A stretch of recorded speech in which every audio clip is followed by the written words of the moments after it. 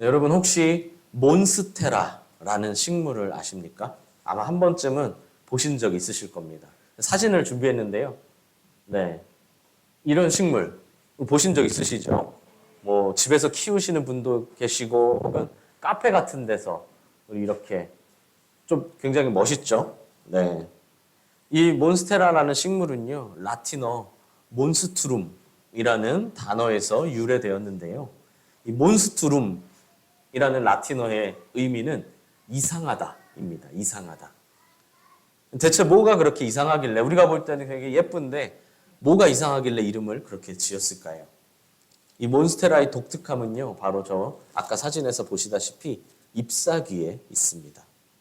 처음에 잎사귀가 나고 자랄 때는요, 여느 식물과 마찬가지로 그냥 평범한 잎사귀이고 평범한 식물입니다. 그런데 이제 이 줄기가 점점 자라고 잎이 점점 자라고 많아지다 보면요, 나중에는 아까 사진에서 본 것처럼 그 이파리가 원래는 하나예요. 원래 이렇게 하나, 손바닥이 붙어 있는 것처럼 하나인데 나중에는 잎사귀가 점점 갈라진다는 거죠. 그래서 이 갈라진 모습이 아마 우리에게 익숙할 겁니다. 근데 이 갈라짐에 굉장히 신비함이 있는데요. 모든 잎이 다 갈라지는 경향이 있지만 이 갈라짐은 항상 제일 위에 있는, 제일 높이 있는 가장 커다란 잎에서 나타나기 시작한다는 겁니다. 신기하죠? 이 아랫잎일수록 갈라지는 현상이 덜 나타난다고 해요. 왜 그런지 아시나요? 왜 갈라질까요? 이 몬스테라의 잎이 갈라지는 것에 대해서 여러 가지 생각들이 있지만 가장 유력한 생각이 하나 있습니다. 바로 자신보다 자기 아래에 있는 잎을 위해서 스스로 갈라진다는 거예요. 이게 무슨 말인가요? 제일 커다란 잎이, 왜냐면 위에 있는 게 제일 먼저 생긴 잎일 거잖아요. 그죠? 그러니까 시간이 갈수록 제일 클 겁니다. 그 커다란 잎이 제일 위에 있기 때문에 이 아랫잎들은 햇빛을 골고루 받을 수가 없죠. 근데 이 제일 위에 있는 잎이 갈라져서 이렇게 구멍이 사이가 생겼다면 어떻게 되나요? 아래에 있는 잎도 이 사이를 통해 통과한 햇빛을 받을 수 있게 된다는 겁니다. 그러니까 아랫잎을 위해서 자신의 몸을 스스로 갈랐다라는 거죠. 진짜 신기하지 않습니까? 근데 이 몬스테라를 집에서 키우면 이 갈라짐 현상이 잘 안 나타나는 경우도 있대요. 그럼 이게 좀 덜 예쁘기도 하고, 아니 저렇게 갈라지는 걸 보기 위해 이걸 키우는 건데 집에서 안 갈라지면 좀 속상하잖아요. 그죠? 그래서 갈라지려면 장치가 필요합니다. 어떤 게 필요할까요?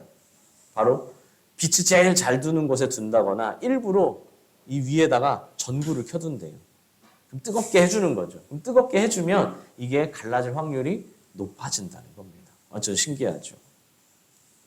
그 때문인지 이 몬스테라라는 식물의 꽃말은요, 기쁜 소식 그리고 헌신이라고 합니다.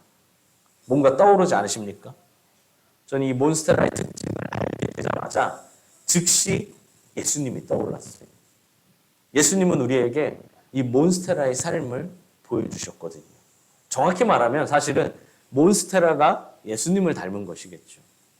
예수님은 우리에게 복음이라는 기쁜 소식을 주셨습니다. 실제로 복음의 의미, 이 복음의 의미가 기쁜 소식이기도 합니다. 신기하죠? 게다가 예수님은 우리를 섬기기 위해 이 땅에 오셨죠. 우린 이걸 뭐라고 부르죠?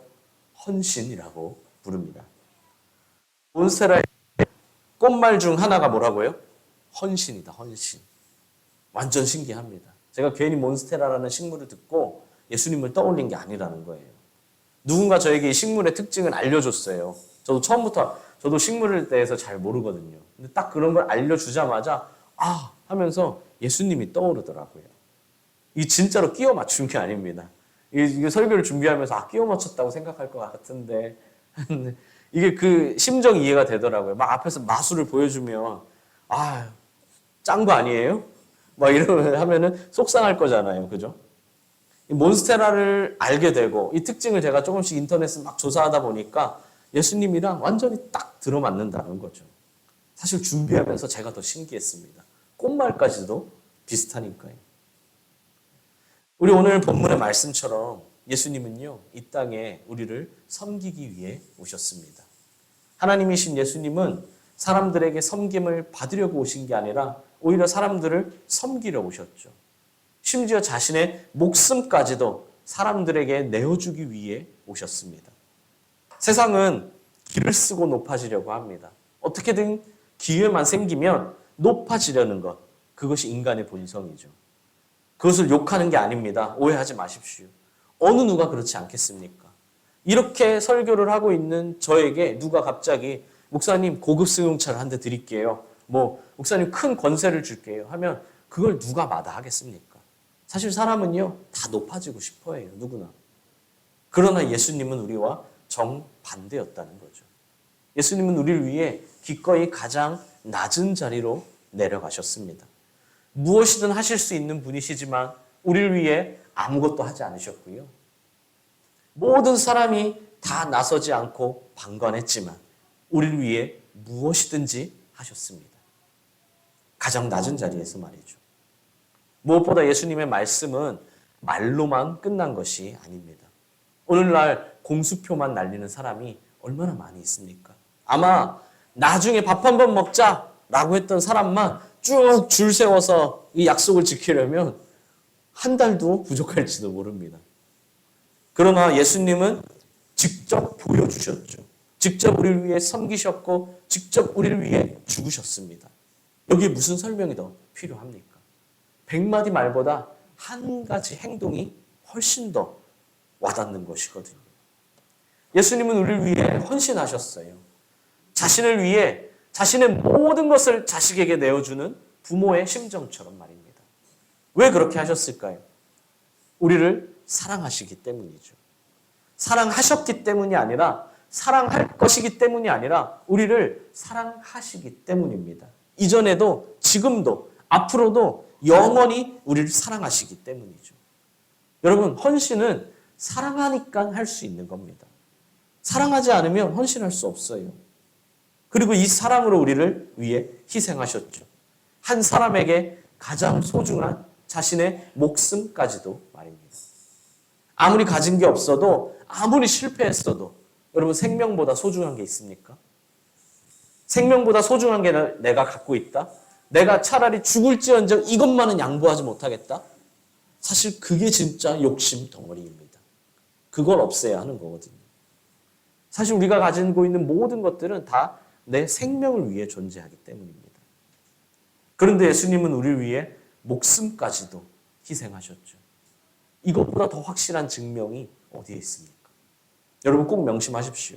희생 없는 사람은 없습니다. 희생 없는 사랑은 없어요. 여러분에게 목숨을 내놓으라는 소리는 아닙니다. 다만 사랑하는데 희생이 없다? 나는 최소한으로 적당히 줄타기 하면서 잘 사랑할 자신이 있다? 결국 이 말은요, 사랑이 없다는 말과 같습니다. 그러므로 예수님을 따르는 사람이라면 마땅히 예수님을 닮은 삶을 살아야 합니다.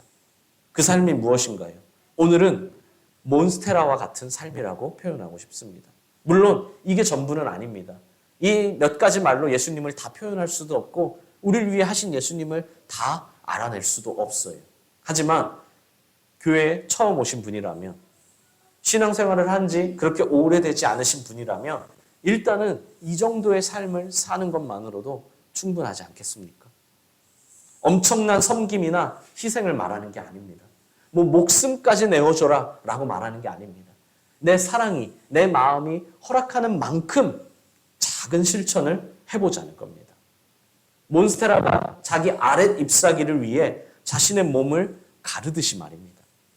내가 정말로 내 가족을 사랑한다면, 내가 이웃을 정말로 사랑한다면 우선 몬스테라처럼요, 우리가 한 몸이라는 걸 알아야 합니다. 잎사귀와 아랫 잎사귀는 전혀 다른 것 같잖아요. 그죠? 전혀 상관없는 것 같고 서로 각자 살아가는 것 같습니다. 하지만 사실은 그 줄기 안에서 하나잖아요. 이걸 먼저 알아야 돼요.